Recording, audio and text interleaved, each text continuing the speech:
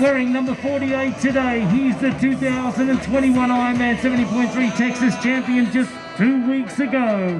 He is the 2018-16 Ironman 70.3 North American champion from St. George, representing Canada, an Ironman world champion runner-up, Lionel Sanders. And your defending champion. I'm still processing the race. When you have one like that goes right down to the end, well, I've never had one that went that far, so it takes a little while to process. I might as well just go through the race as it occurred. I made a super rookie mistake and took Sand Hollow Road in from the highway, and we were like, I don't know, it was like 6 o'clock and we're still in the race starts at 6:50. It's past 6 o'clock and we're still in line trying to get the car down there, and we're like a mile and a half away, and I was like, should I run? And we just sat in the car and got there like the latest I've ever gotten to a race. Total rookie mistake. Jogged to the thing.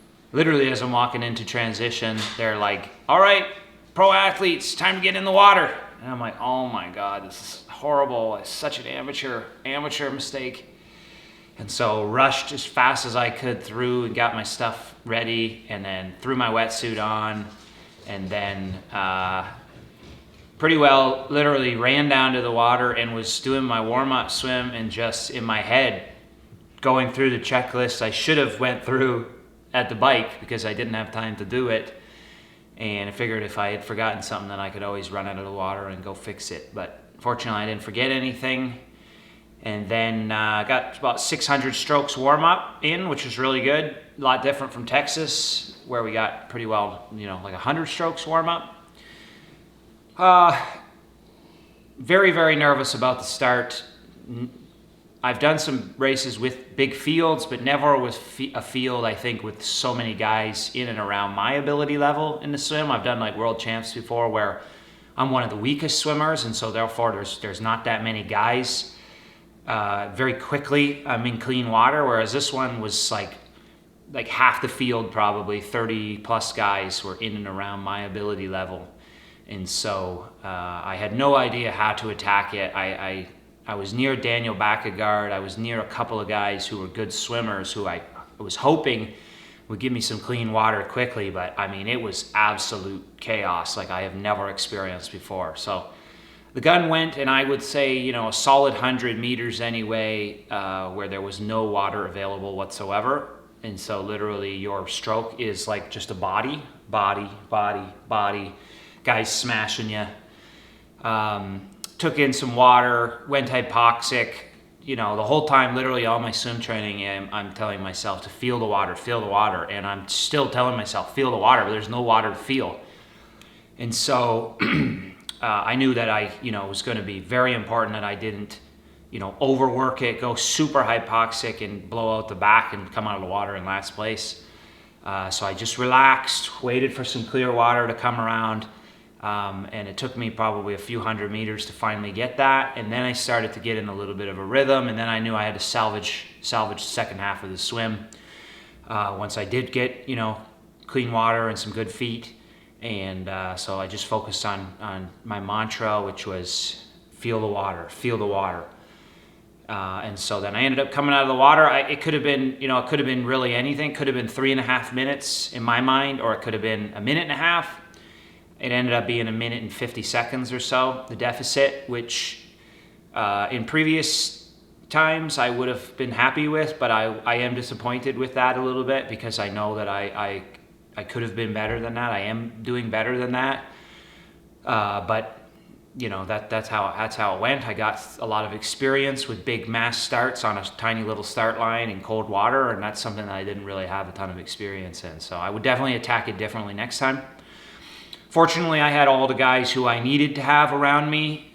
Andreas Streets, Sam Long, George Goodwin, Chris Lieferman, a couple other good riders, which is how I figured it would unfold. Very quickly got on the bike, and my race plan was to push between 360 and 370 watts. basically until we were part of the game. And so that's what I did.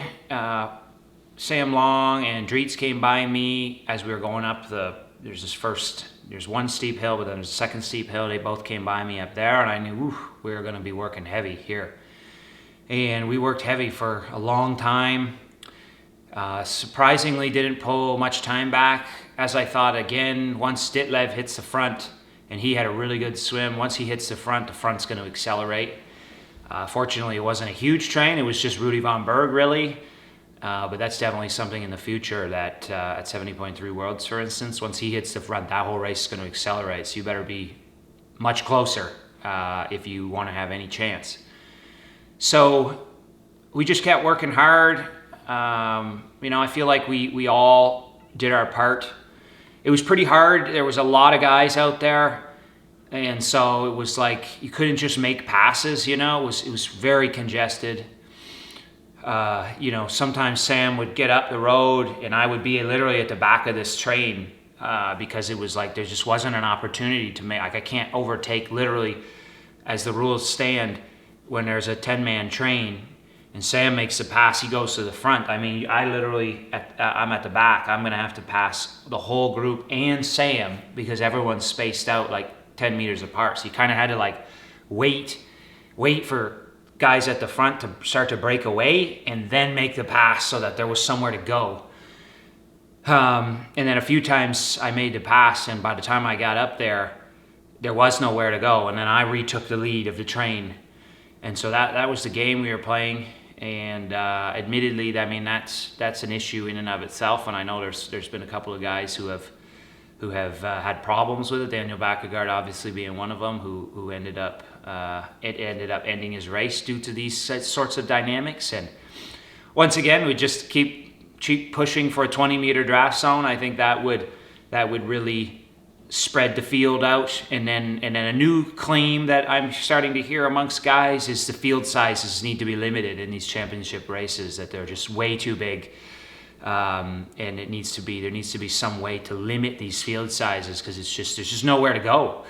If you want to have, and you don't want to have a guy like Baekkegard get this whatever type of penalty, one that he wants to argue against that it was unfair.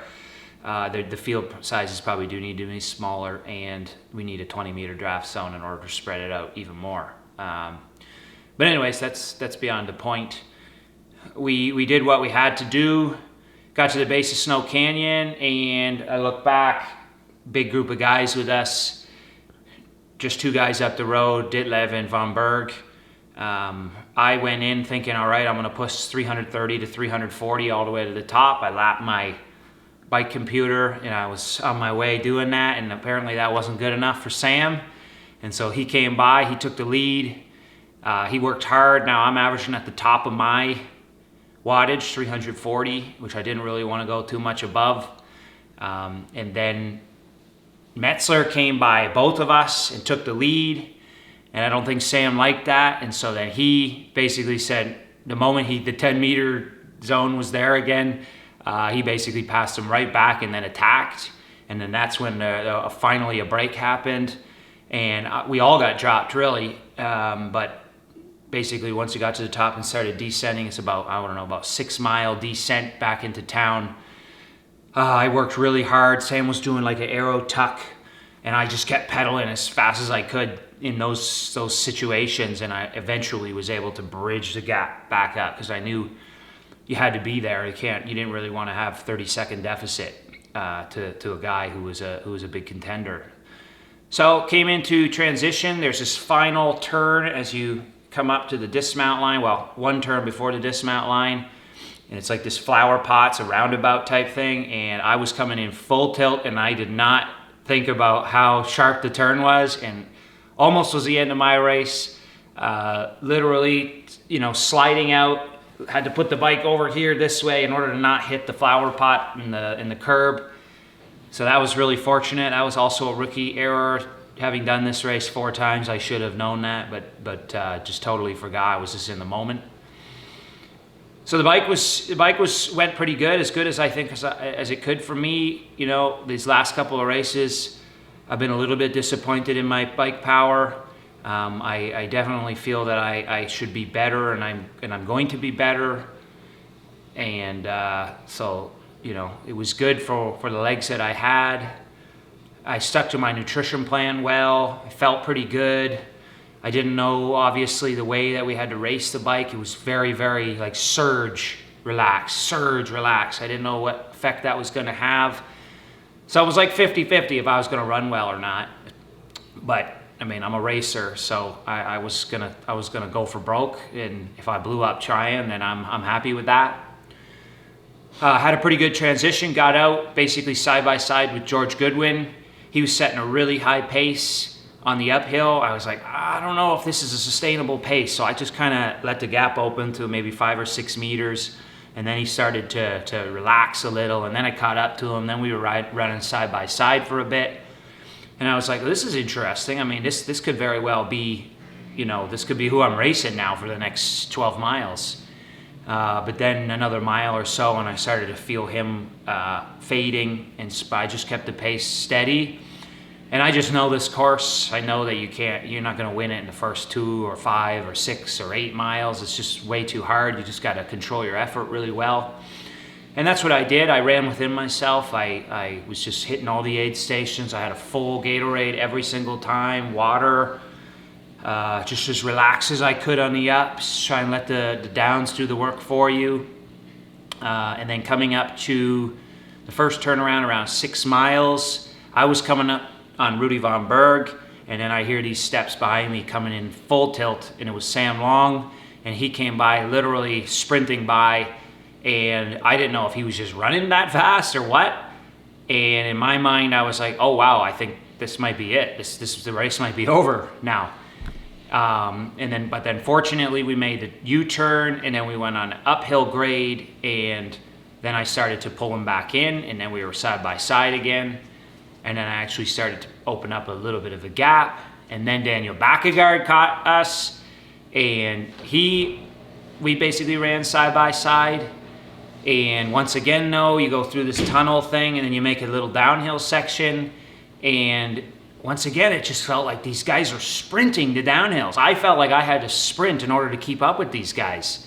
And so the gaps, I would just be hanging on for dear life. And so then you make the final U-turn, you come back up, and then once again, there's a little gap open, and then once again, I would bridge back up, and then actually start to put these guys under pressure on the ups.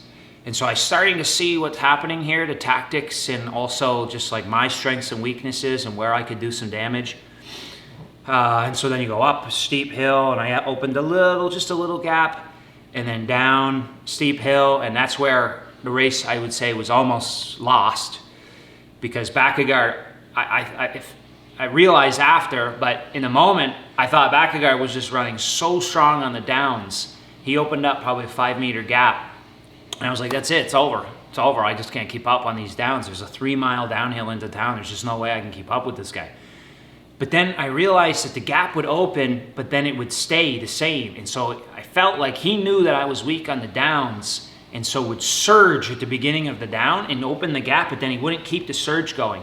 And once I realized that, that's when the table started to turn a little bit, because I was like, oh, well, if I just weather that first surge, very similar to Pablo Depina battle in Daytona, I realized if I weathered that surge, then I could keep up.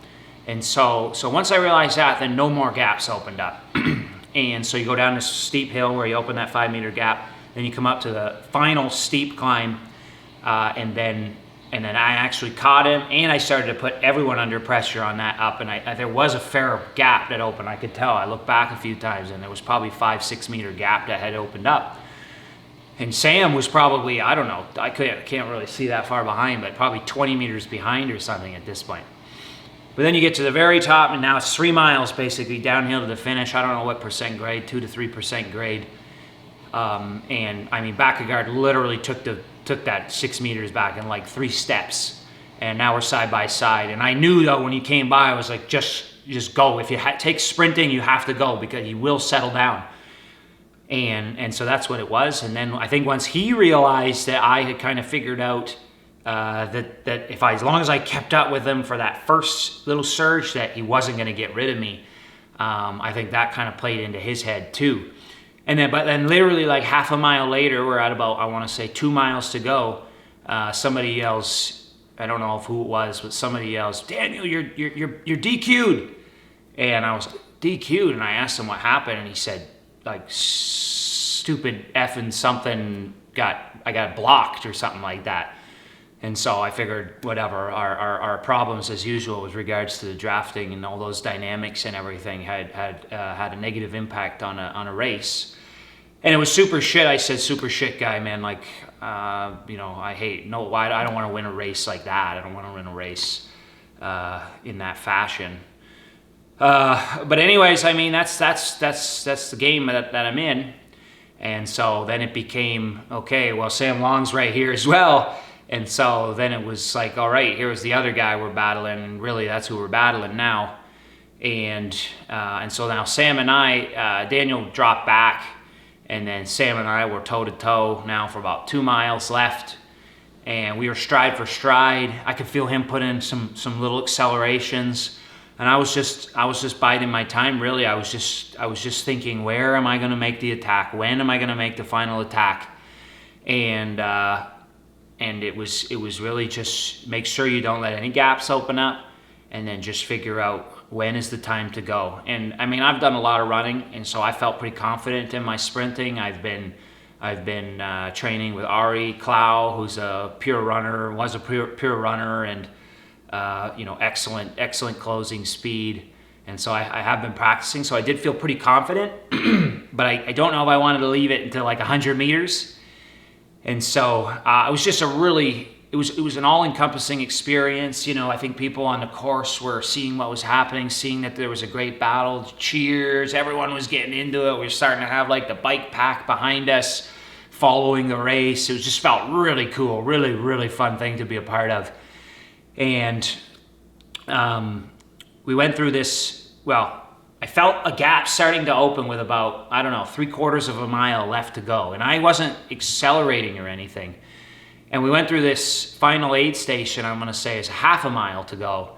And I was like, obviously you're not going to drink. It's a half a mile to go. And now I watched the Talbot's video afterwards. I see Sam took a drink. And I didn't take a drink. And that little bit opened a gap up. And I was like, I didn't accelerate or anything. How come there's a gap opening up? And then I started to think, is this the moment? And so then I just kept the pace up just a little, just one uptick. And I felt him coming back just a little bit, but then it went back to where it was. And then I started to feel it go, and I was like, it's now or never. And so then I basically just started sprinting with about, I want to say, half a kilometer to go. And then I was looking back. I mean, it's hard to look back. You can't really see anything. It's like really hard to look directly behind you.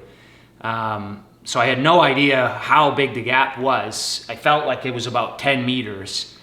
And so then I sprinted, and then we come up to the final roundabout, and I just eased into the final roundabout just to get a little bit of reprieve. And I looked back, and I saw he was basically at the start of the roundabout. I was at the end of the roundabout. And I said, I mean, he's still in striking distance. He can still sprint and get you.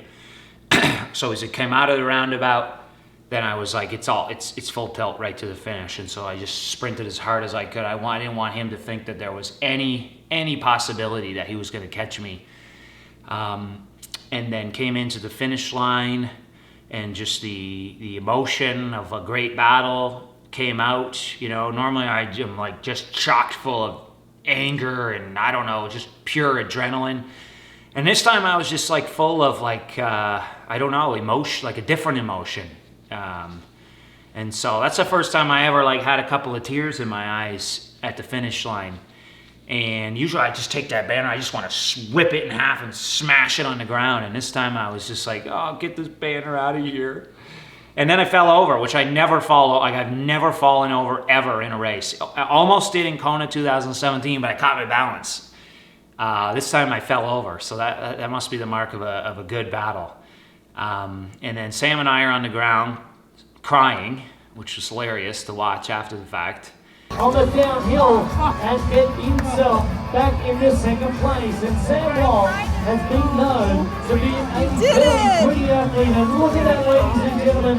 They are down for the count in a great race right here in St. George. Give it up for Lionel Sanders and Sam Long. And then we get up, and it was an amazing thing to experience with another human being. To go, literally, we pretty well did the entire race together. Inside of 100 meters separation at any point, and it was just it took everything. It took mental strength. It took passion. It took, from the depth of my being, it took everything to not give in.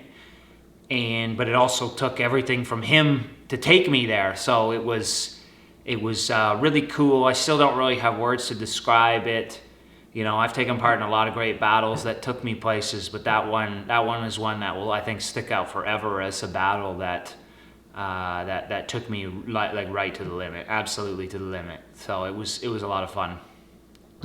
We were talking after the race, and you were telling me that very similar to this, not this battle, but in 2014, you got a place here, and that inspired you to come back and want to win this race one day. Do you think that there's someone in the field that is watched the battle today, and how is the game elevated? What do you have to say to that? Well, I think it's obvious that the game has elevated. The depth of field. I mean, there's still a few guys who are missing from this race who would add the spice to it.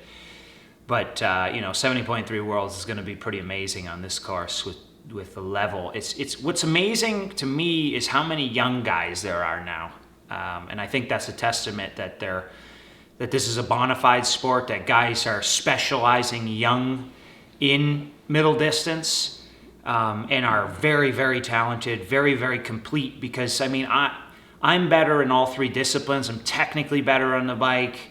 I race smart wise. I'm much, much better, much more sound with how I attack these things. Much better swimmer. Once again, better runner from a just an executional standpoint. Hit my nutrition strategy perfect, and it's coming down. Guys, you don't know who's going to win. You never know who's going to win. There's 8 guys who could win on any day, and it's only going to get harder. So the writing's on the wall. If in my case, I just got to keep pushing my swim. I got to get closer and closer, and I have to push my bike. I had to put my bike kind of on the back burner a little bit because I had to get my swim in a better place, which I realized in Daytona that, it don't matter if you can push 360 watts if you're almost 4 minutes down out of the water. It's irrelevant. And now that I've got my swimming into a little bit better place, I've got to get my biking to another level as well in order to be competitive. But it's amazing. It's fun to be a part of. It's really cool to see how hungry these young guys are. You got to keep these young guys around, like Sam and Magnus, and there's a lot of guys, because the level of hunger is insane that these guys have. And I feel like I used to have that level of hunger like when I was a young guy, but man, these guys are like a different level of hungry, and you need to keep them around. You need to see it on the regular. You need to be going out there and racing these guys, because if you don't see it with your own eyes and then you show up to one of these races, you're going to get destroyed, because it'll be so shocking to see how bad these guys want it, how hard they train, and what they're willing to endure to take the win. And so it's great. I think a little bit, there was a period there where I didn't really want to get into these types of races with the very, very best in the world, maybe due to fear. But you need to get rid of that fear real quick and get out there and experience it, because this is where the sport's headed, and it's not going back, and it's only going to get faster. It's only going to get harder. As the sport continues to evolve in the professional field, one thing that is really taken to new heights as well is the media and fan base. How do you think that your fans and all the people involved in kind of your week on inspiring you have helped out as well?